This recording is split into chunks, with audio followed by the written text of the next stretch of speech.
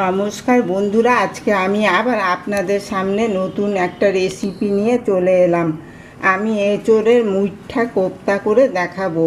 তার জন্য আমি দেখুন পেঁয়াজটা পেস্ট করে নিয়েছি, এখানে টমেটোটা বেটে নিয়েছি, আর এখানে কাঁচা পাকা লঙ্কা আর আদা এটা পেস্ট করে নিয়েছি।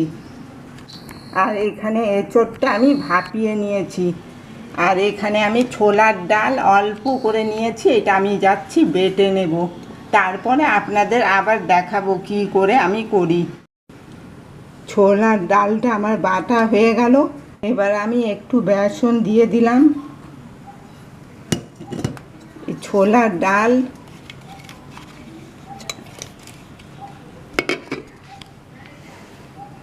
একটু ভেজে রেখেছিলাম শুকনো খোলায় তিল,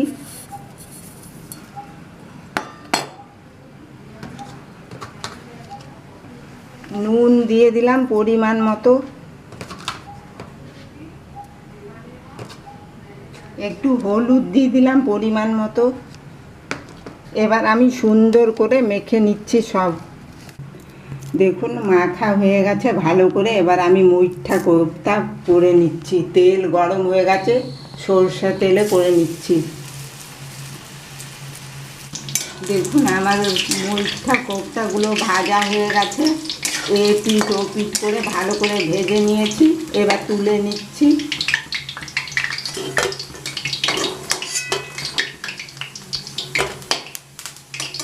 তুলে নিলাম, আবার আমি তেলে দিয়ে দিচ্ছি কয়েকটা।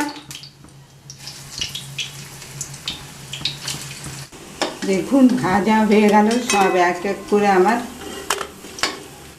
3টে শুকনো লঙ্কা আর 2টো এলাচ ফাটিয়ে নিয়েছি, আর তেজপাতা 3টে দিয়ে দিলাম। দিয়ে ভালো করে একটু ভেজে নিচ্ছি।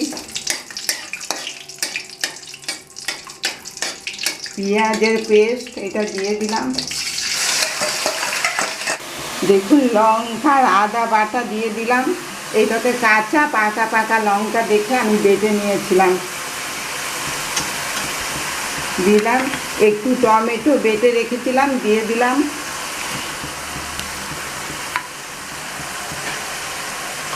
জিরের গুঁড়ো দিয়ে দিলাম। দিয়ে আমি ভালো করে কষিয়ে নিচ্ছি। একটু কাশ্মীরি লঙ্কার গুঁড়ো দিয়ে দিলাম, দিয়ে আবার ভালো করে আমি কষিয়ে নিচ্ছি। দেখুন ভালো করে কষানো হয়ে গেছে। এবার আমি নুন দিয়ে দিচ্ছি পরিমাণ মতো।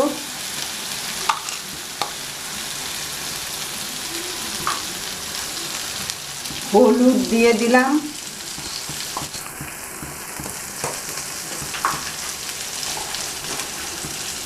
একটু ভেজে রেখেছিলাম শুকনো খোলায় তিল,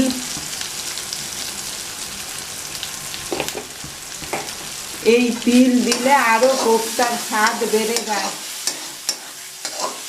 দেখুন তেল ছেড়ে দিয়েছে। এবার আমি নারকেলের দুধ দিয়ে দিলাম।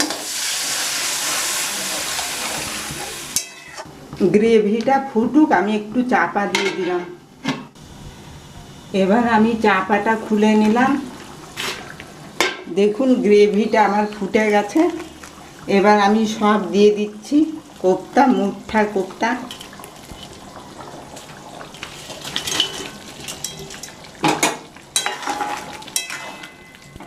খুব একটা ঝোল ঝোল হবে না। একটু ঘি দিয়ে দিলাম।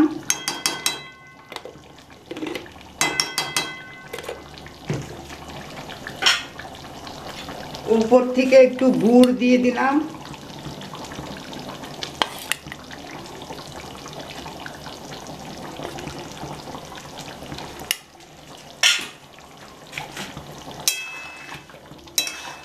দেখুন কি দারুণ লাগছে দেখতে। আমার এই কোপ্তা রেসিপিটা তৈরি হয়ে গেছে। এবার আমি নামিয়ে নেব। দেখুন আমার এঁচোড়ে মুইঠা কোপ্তা তৈরি হয়ে গেছে, আর এতটাই ভালো লাগে খেতে। আপনাদের বাড়িতেও এঁচোড় এলে পরে এরকম করে একবার বানিয়ে খাবেন।